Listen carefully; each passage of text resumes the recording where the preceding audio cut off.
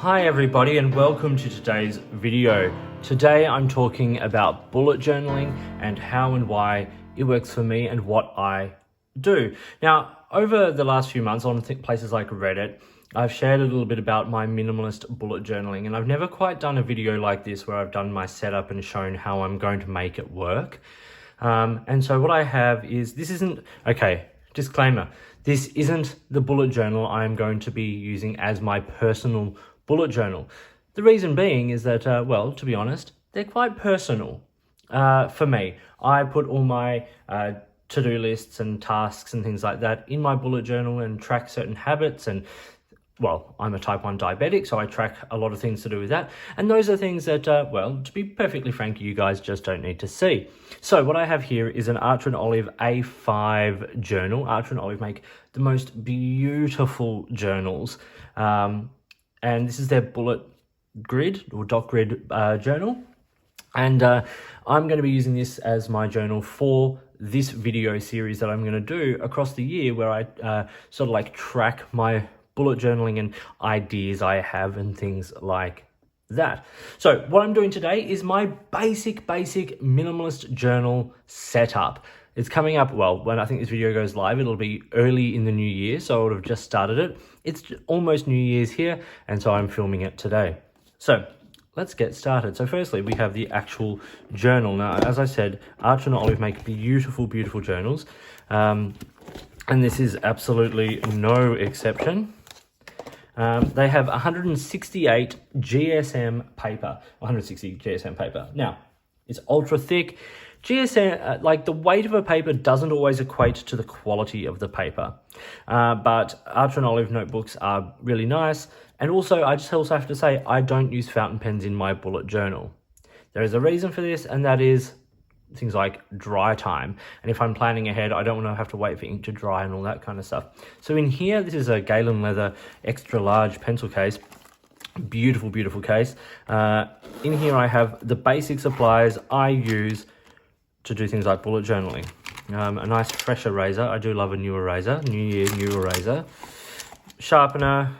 And then, you know, things like a couple of highlighters, a grey and a yellow. I'll get into those in a sec. This is the only fountain pen I will use in my bullet journal, and that is a Pilot Varsity. That's just in case I need to. A ruler, a Blackwing pencil, and then these Pigma Micron pens. And I have a couple of, like, I have all 0.5s, and I have the blue, black, the black, the brown, and the dark green, or I think it's hunter green or whatever I think it might be called. These are really great for bullet journaling because they are fine and they keep everything working nicely. So these are the basic supplies I'm going to be using. What you're going to see mostly today is black ink, because a lot of what I'm doing is the basic setup here, okay? So let's get started. I don't ever fill this in. I don't think I've ever put who the book belongs to in the front. Sometimes I'll like scribble my name somewhere. I might do a little drawing or something. I should say as I said, I keep my bullet journals incredibly minimalist. So bullet journaling can be a lot of different things for a lot of different people. When the system was invented by Ryder Carroll a number of years ago, it was designed to be an effective and quick way of planning your day and getting all the information you need onto the page so that it doesn't clog up your brain.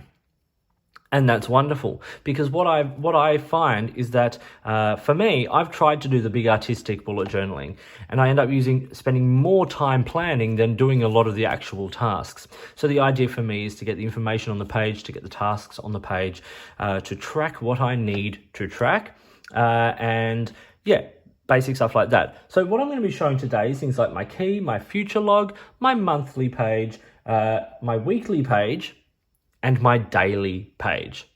So these are what I'm going to be showing today. A little later, I'll show some of the tracking pages that I use and how I do certain project spreads. This is just the first of those, the basic minimalist setup that allows you to plan and keep things on track. So on the first page, this is where I put my contact information, because I only want to put what I want to put on there. So it's always in the top right corner. Not that that matters, this is just what I do. As I said, this is what I do.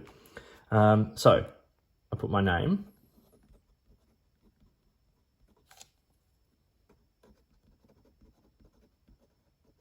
And then I'll put a phone number and an email address. And that's really all the information that I would normally keep on there. And then I put the key. Now, the key in bullet journaling is actually a very important feature because it doesn't have to be the way Ryder Carroll set it out. Mine is slightly personal to me, I suppose, but it's super important because it's part of that shorthand. A way of making bullet journaling more effective is by using sort of shorthand and abbreviations, and I tend to do that. So, a task shouldn't be a sentence. It should be a few words that lets you know what that task is. Like, you don't need to say, go to the supermarket and pick up milk and bread. You can just put grocery shopping or whatever, something like that. Something that is the trigger to help you remember what the thing is. And the key is part of that. And the key actually serves a purpose so that it actually helps you migrate and delegate your tasks. So what you're going to see is a version of my key today. So I will put key here. And then we do the simple things. So the bullet journal uses this dot grid for a reason. Each square becomes like a line or part of like a grid. So you put this dot in the middle of that, and that dictates that it is a task. So on a to-do list, on a daily, whatever it might be, the dot means a task.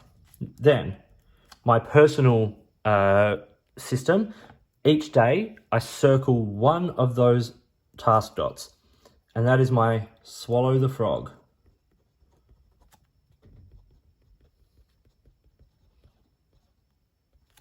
Swallow the frog basically meaning this is the most high priority task, the thing you're going to do first, get it out of the way.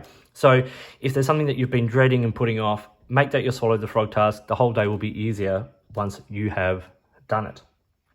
Then simple one, an exclamation mark next to the task means it is a priority task. Generally meaning it has to be done on that day specifically. Then, at the end of the day, if you haven't completed a task, you can migrate that task by adding a little forward arrow to the task dot, and that means it's gone forward. Another thing you can do is delegate a task. Now, that can mean a number of things.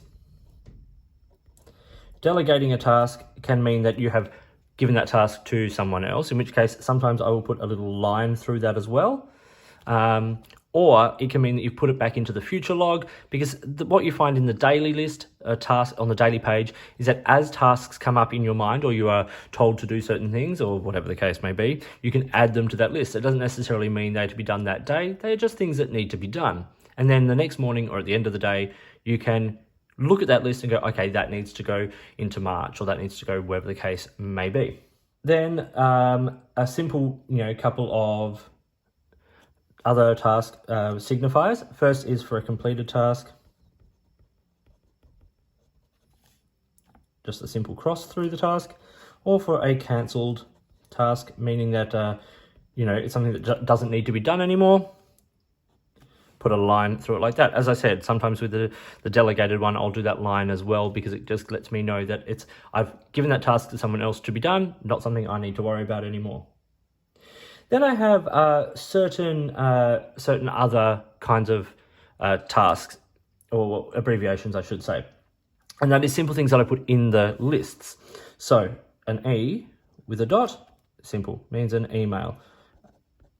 So if I need to email a certain person, I put email and then their name, and that's how I delineate that. Same thing with message. These are all very straightforward, but they're things I use. And then P for phone. It just means I'm not having to write that word over and over again, because occasionally there are quite a number of emails or phone calls I have to make. And that is my basic key. So it's simple, it's elegant, there's not a lot to it. It is what it is. Now we're going to flip over the page. And here is where I start sort of the bullet journal sort of setup, if you will. Now, one of the things that a lot of bullet journals use is a future log. And some people will put like March, April, May, June, July, whatever it might be. And you list things in that month as they come up. I dedicate a double page to the future log. I only start with one side being in use. And it's because I can come back to that page later. Now you will have noticed I've missed the index. I'm going to come back to that because that's something specific I do. So with the future log, I just label it.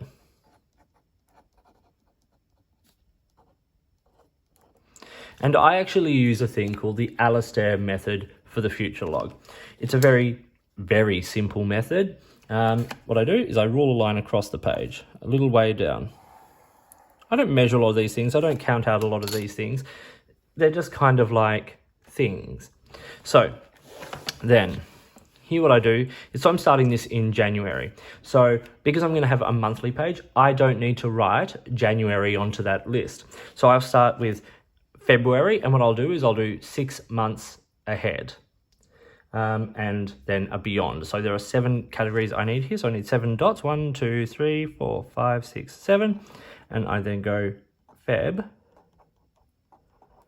2022, March, through to the 6 months mark. I generally find that a lot of my bullet journals, when I'm actually doing them like properly, are filled within the 6 month bracket. And so then I put a beyond. And so basically beyond means anything after July. And then what I can do is I go, okay, so I have a list of future tasks that need completing. So let's just say I go, we'll just put a couple here.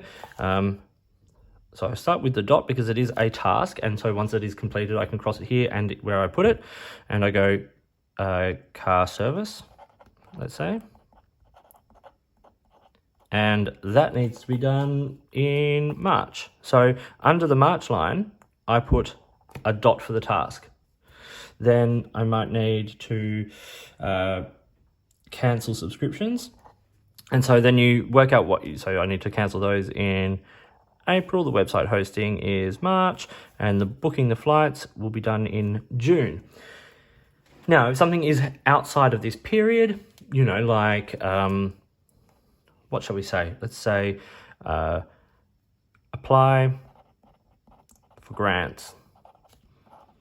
And let's say the round is in August. I can then put the month, or if it's a specific date, I can put that date. Let's say it's the 12th of August, 2022. And then I put it in the beyond category. So that when I set up a future log to go beyond this period, I look down this list and see what needs to be done in there. So let's say, okay, car service, I complete that. I then put a cross through that completed task. If I don't get it done, I can put the dot in the next month or the next month. Or if you go, actually, that's now not going to be until, July, I can put a dot in the July month. But this is handy because I find this to be a little bit more useful for me because I can simply look down as I'm setting up the monthly list. I can simply look down that month and see what needs to be done in that specific month. So when that page fills up, I can move that over to here with a similar kind of thing. Or if that doesn't fill up, then I've got space for the next months over here.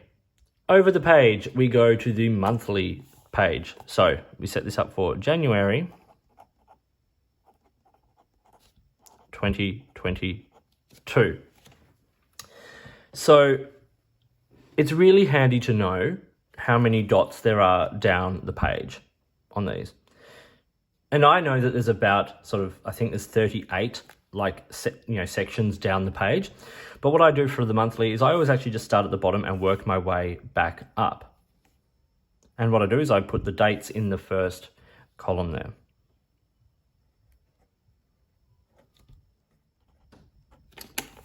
So I've got all the dates for the page, or for the month. And then I fill in what day that is. So Saturday, Sunday, Monday, Tuesday, Wednesday, Thursday, Friday, etc. And there I have my basic monthly calendar. Now, you can use these setups however you want. I then also echo this on the second page of the setup here. So I'll just quickly do that and get back to you. So the beauty of the monthly setup, as I said, is that you can use this however you feel it works for you. I do a few things across this page setup. First thing I want to make sure is that I know when things are actually, you know, like happening. So for instance, if I'm going away or I'm on a particular contract or whatever, this is the first thing I do sort of down this side here. And so let's say I am away for these days and I go from there to the 10th to the 14th. And I might be, you know, in Sydney, for instance. That way I can look at this and know instantly sort of where I am, what I'm doing. You know, I list here things like when the school holidays are or all that kind of stuff. The next thing I do across this page is tasks. And so roughly halfway across the page, a little bit more, I go tasks. And then this is a list of things that sort of need to be done in the month. They're not specific to these days. This is monthly tasks. So I take this from that future log where I look down and go, oh, you know, when I'm setting up March, I go, oh, I need to, you know, cancel the subscriptions and organize my website hosting. So I can create this list of tasks that need to be done on this month. So, for instance, I might need to clean the garage. So simple task list. Then what I can do, so that is stuff that would each month would appear sort of in this. So then when I'm setting up my dailies, I can look to see if there's anything I can do on that particular day. If there is a particular day these things need to happen on, then it's very simple. You put the date next to it. So, you know, update website. Let's say I'm going to do that on the 12th of January. I can put that date there. And as I'm setting up my dailies, I look at this list and I go, that needs to be done on this day. Super simple, super easy, efficient, takes no time. Okay, then on this other page here, we have two different setups, or two other setups, I should say. So I have my social media and budget. Now these are date specific things. This is why I put the second set of dates down this side of the page, because these are things that happen on those days. Good example. Let's say on Thursday, the 6th of, actually let's do this one. So this I think is going live on the Sunday, the 2nd. I can put bullet journal or Bujo setup and then YouTube, YT. So another abbreviation. So there's YouTube, Instagram, Reddit, Facebook, Twitter, all sort of get listed sort of here if there's specific things that are going on that day. And then the same sort of thing happens with budget. Let's say my health insurance comes out on the 6th.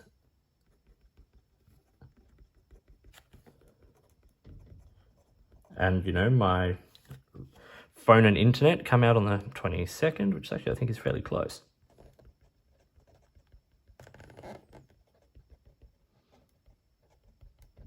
And then my rent on the 25th. And I would write the amount that those are next to that. And so when I look at this month, I can see what is coming out when, and so I can be super prepared for that.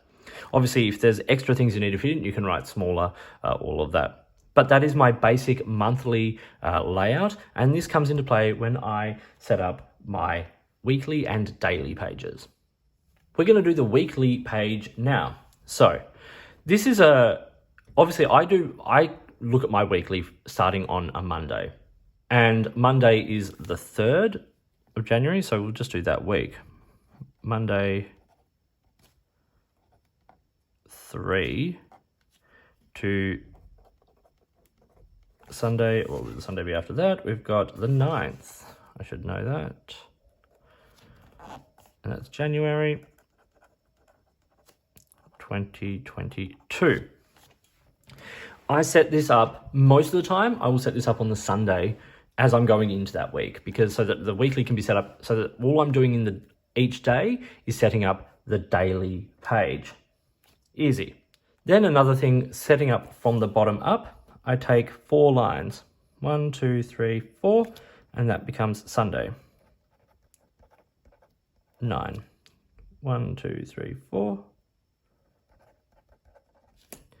And then we have all the days listed for the week. Now, this isn't, I also use Google Calendars. So a lot of my diary setup and all that kind of stuff is done in that. Digital is a lot easier when you have a lot that changes. I also use the Hobonichi and things like that. And this year using a number of different planners and journals, but this is the basic sort of setup I have for that. Then we get another line ruled across. It's actually 2 lines.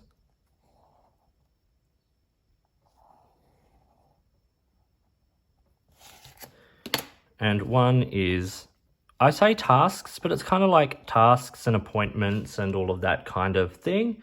And then on this side, I track my, as I said, I'm diabetic, so I track my medication. And so like, I know that I have to have a certain amount of, things per day. And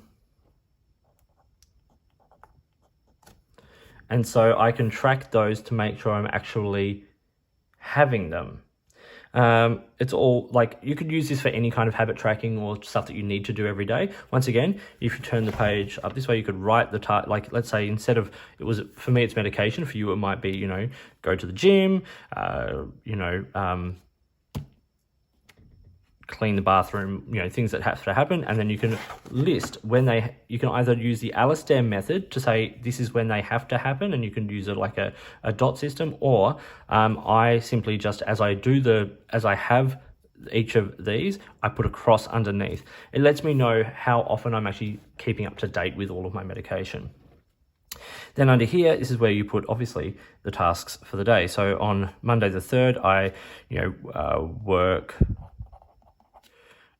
10 till 6, and then I have phone meeting with my agent at 7:30. And so I can list those daily tasks and meetings and appointments, all that kind of stuff, as they happen, as I need them. Once again, setting up the daily list, this is where I can come to. This is, as I said, just for tracking. And then on the other side of here, this is where I monitor a couple of other things. And so put a couple of little sections across there.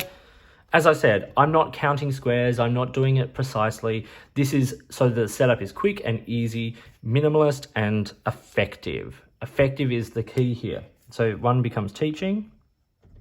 You could also, if you wanted to, rewrite the days over here, but I think it's fairly sort of straightforward as to where they are. And then the other one is study. I like to pre-plan my study, and I will pre-plan out the entire week ahead. Sometimes it has to be a bit of flexibility, but otherwise it's fine. So I might say that on, on Tuesday I have to teach, let's say Joseph from 5 till 6. And so once again, easy, simple way of looking at it and seeing when all my teaching is. I can see where, and this is also done in my Google Calendar as well. And then I said, like with study, so I might put for Monday, I'm going to study Rossini.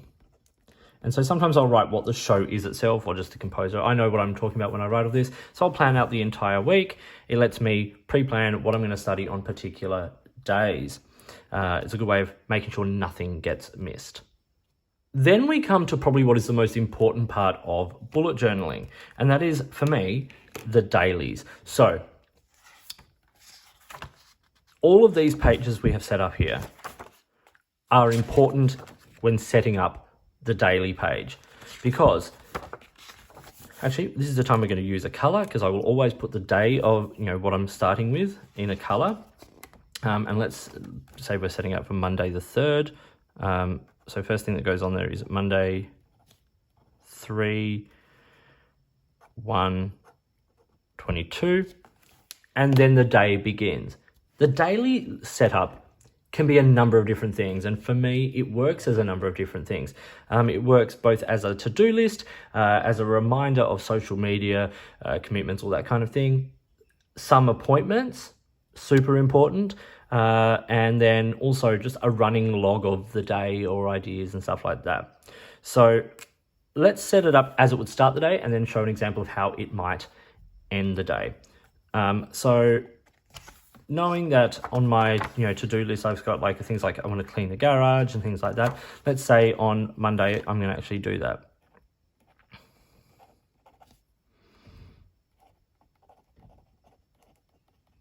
So I've got the dot there to say that that's happening on a Monday. It's a task, and then I list the task. I know I need to study, I've got work from 10 till 6. I'll come back to that. Studying Rossini and Monteverdi, Rossini, Monteverdi. And then, there might be simple things like, as I said, grocery shopping, and I definitely need to take the rubbish out. Okay, so that might be like that beginning of the to-do list. Now, I know that for me, I've been putting off doing this cat portrait for a while. So this is going to be my swallow the frog for the day. So I circle that task like we saw on the, on the key list there. And then I said that the rubbish absolutely has to go out today, and that pen review is also pretty urgent. So I've been able to put the priority mark and the swallow the frog mark. So swallow the frog becomes the very first thing I do. Then on the rest of this page, I've got the social media page. Now, I don't think I actually listed anything for social media. No. So like, let's say I'm going to put a Instagram post about Archer and Olive, because they are such wonderful notebooks. And on my, my singing, page, I might put, so that's Lampard Barry. So let's just put LB. And on that, I need to mention the fact that Messiah happened. That kind of stuff. So social media goes on the other side here. And then I can also list, if a YouTube video is going live, I might put, YouTube, pen musing. So this is a lot of sort of, the to-do list, the social media stuff. This isn't so much of a to-do list, but it's things I need to do or that I can be aware of. And then, did I have it? Tasks today at work, 10 till 6.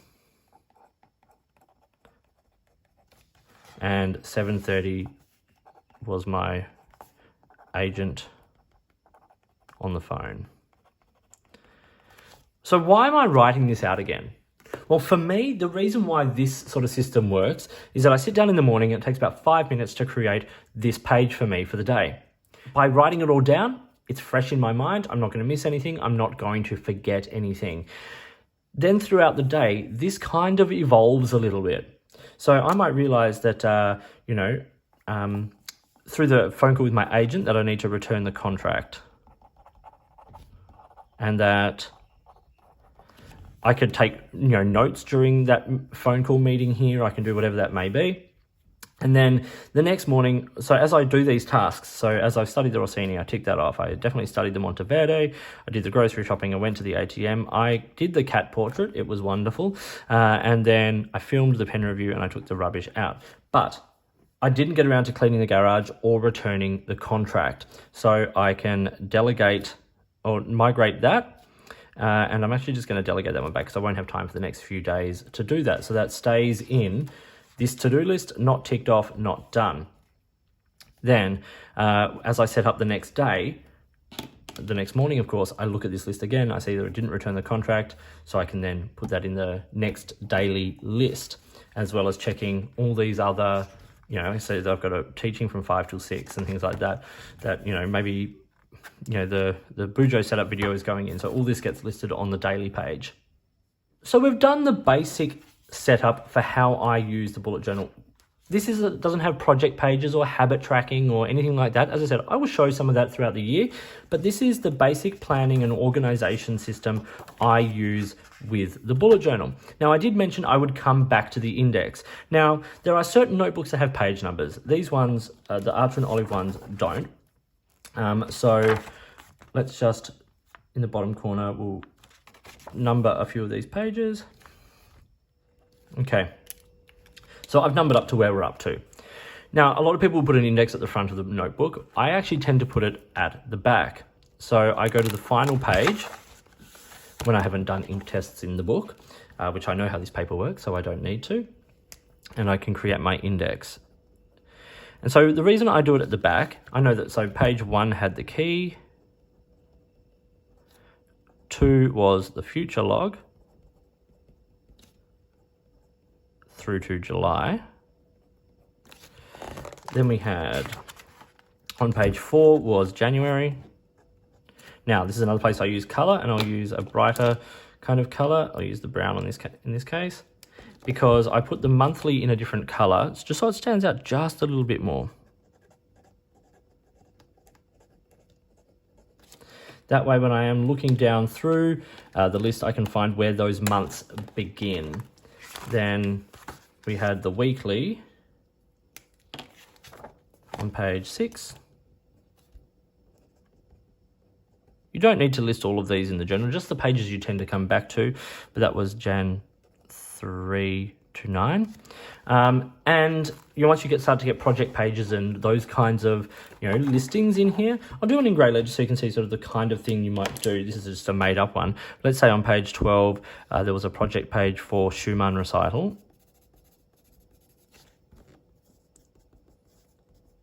But the planning for that spread over a number of pages. So it started on page 12, and then I can just list it was also on 16, 21, 37 and 43, just as an example. So you can list where those pages are, so you know that, oh, I'm looking for stuff about that, it's on 16, it's on 43, that kind of setup makes it very easy. And I work from the back because you never quite know how many pages the index is going to need. You may end up finding that you need 1, 3, 4, 5, and what you're doing is you're working towards each other as opposed to having to leave spaces and move the index. So as you work into the book, making these pages, you work back from the back into the book, listing where they are, and hopefully that is a simple way of finding everything.